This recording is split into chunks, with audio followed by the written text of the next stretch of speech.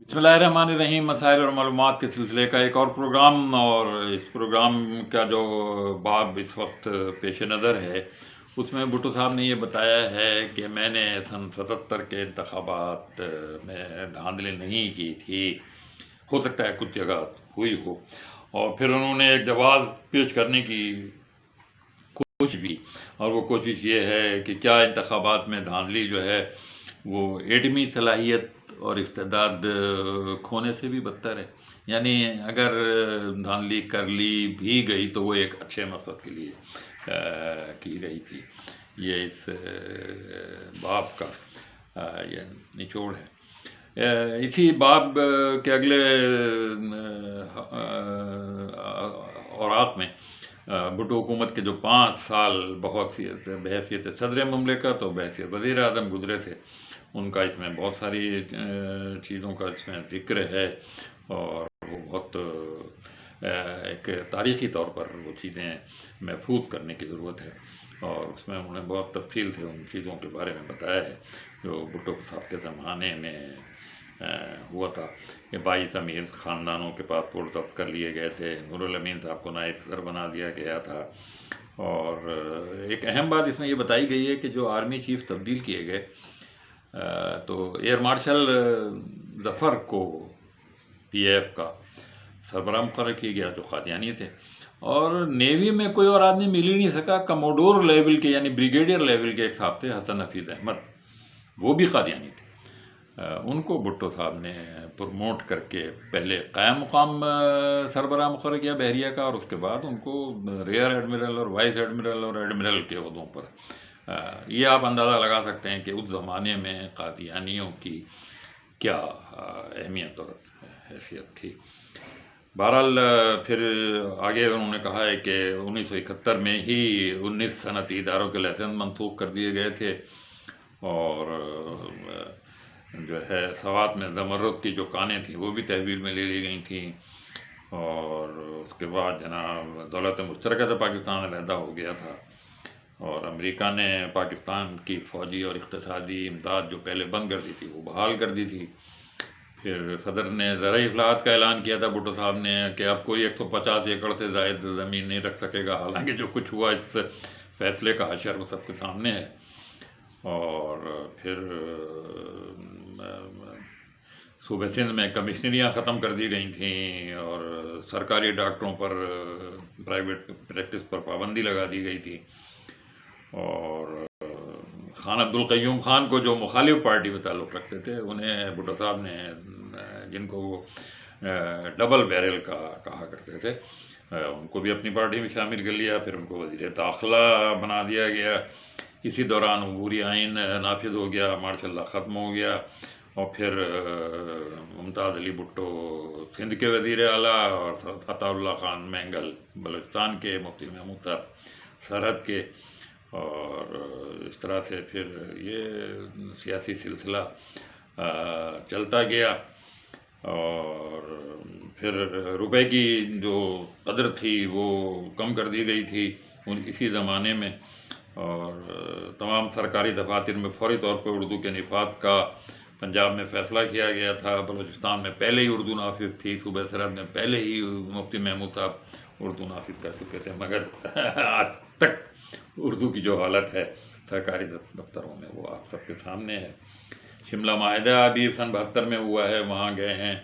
फिर गिलगित और बल्तिस्तान में भी जागीरदारी निज़ाम ख़त्म किया गया, तीसरी मरदमशुमारी कराई गई, स्कूलों तक को कौमी तहवील में ले लिया गया। ये भी देखें आप, सन 72 ही की बात है ये। और सीटों से अलहदगी इख्तियार कर ली गई, और 10,000 बंगालियों को ये पेशकश की गई कि अगर वो पाकिस्तान से जाना चाहते हैं तो चले जाएं।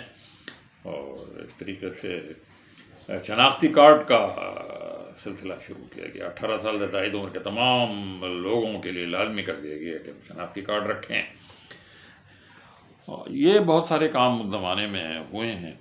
और एक फ़ौजी अफसरों की एक साजिश का भी इसमें ज़िक्र है। उसमें इस सिलसिले में तकरीबन 113 अफराद को जो है वो गिरफ़्तार किया गया था, ये इसमें ज़िक्र है।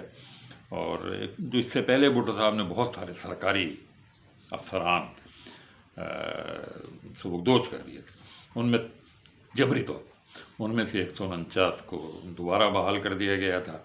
بناسپتی گھی کی صنعت کو قومی تحویل میں لے لیا گیا تھا، اور پھر ایک آرڈیننس نافذ کیا گیا کہ صاحب فلانی جماعت جو ہیں وطن دشمن ہیں، ان پر پابندی لگا دی جائے، تو وہ بھی آرڈیننس منظور ہوا۔ قومی بینکوں کو 15 بینکوں کو پھر تحویل میں، سرکاری تحویل میں اس وقت لے لیا گیا۔ تو بھارت سے جو پاکستان آنے تھے جنگی قیدی، وہ پھر وہ کام بھی سن 74 میں مکمل ہو گیا، اور قادیانیوں کو اقلیت قرار دینے کی ایک قرارداد تھی جو سب سے پہلے سن 1974 میں صوبہ سرحد کی اسمبلی نے منظور کی تھی۔ تو وزیر اعظم بھٹو صاحب نے اس وقت یہ بھی کہا تھا کہ بھاولپور یا کراچی کو صوبہ بنانے کا مطالبہ تسلیم نہیں کیا جائے گا، یہ بھی انہوں نے اس کو بھاولپور کا بھی مطالبہ اس وقت جاری تھا۔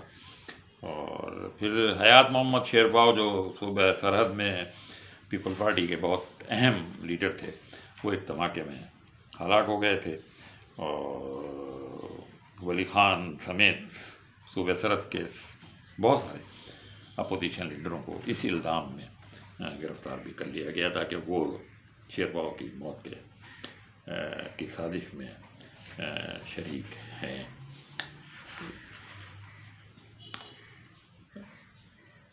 پھر سن 76 کا ذکر ہے کہ 1 مارچ کو جنرل ضیاء الحق کو بری فوج کا سربراہ اور جنرل شریف کو جوائنٹ چیف آف اسٹاف بنایا گیا، اور کہتے ہیں کہ ٹکا خان نے وزیر اعظم کے معاون خصوصی برائے دفاع کا عہدہ سنبھال لیا۔ اس میں یہ بتایا گیا ہے کہ بہت سارے لوگوں نے اس وقت جنرل ضیاء کو بنانے کی مخالفت کی تھی، لیکن جو سینئر لوگ تھے ان سے بھی لوگ خوش نہیں تھے، لیکن بہرحال پھر جنرل ضیاء جو ہیں وہ بن گئے۔ بلوچستان میں جو سرداروں کی نجی جیل خانے تھے ان پر بھی پابندی لگائی گئی تھی، حالانکہ وہ پابندی پر عمل شاید بعد میں بھی نہیں کیا گیا۔ تو ایسے بہت سارے کام تھے جو ان کے زمانے میں ہوئے، جو اچھے کام تھے، لیکن وہ کام پھر ہوا نہیں۔ فوجی اور سول ملازمین کی پینشنوں میں بھی بھٹو صاحب کے دور میں اضافہ کیا گیا ہے، اور بڑی حیرت کی بات ہوگی کہ اس وقت جو ایک سپاہی کو 105 روپے ملا کرتے تھے پینشن کے، وہ بڑھا کر 158 روپے، اور لیفٹیننٹ جنرل کو 1675 روپے ملتے تھے پینشن۔ اب ہنسنے کی بات ہے یہ، اس وقت جو بڑھا کر 2249 روپے کر دیے گئے تھے۔ پھر یہ سن 77 کے انتخابات کا ذکر ہے، اور پھر اس کے نتیجے میں جو ملک میں بحران پیدا ہوا، کئی مہینے تک خارہ جنگی کی جو کیفیت رہی، اس کا ذکر ہے۔ اور یہ بتایا گیا ہے کہ سن 77 کے انتخابات میں، قومی اسمبلی کے انتخابات میں دھاندلی کے الزام کے بعد PNA نے صوبائی اسمبلیوں کے انتخابات کا بائیکاٹ کیا تھا، اس میں حصہ نہیں لیا تھا۔ بہرحال یہ سارے سلسلے سعودی عرب نے اس میں بیچ میں کردار ادا کیا تھا، مطالعت کا، ان کے سفیر ریاض الخطیب نے، اور کافی کوشش کی تھی انہوں نے کہ آپس میں، لیکن بہرحال یہ معاملہ، یہ بیل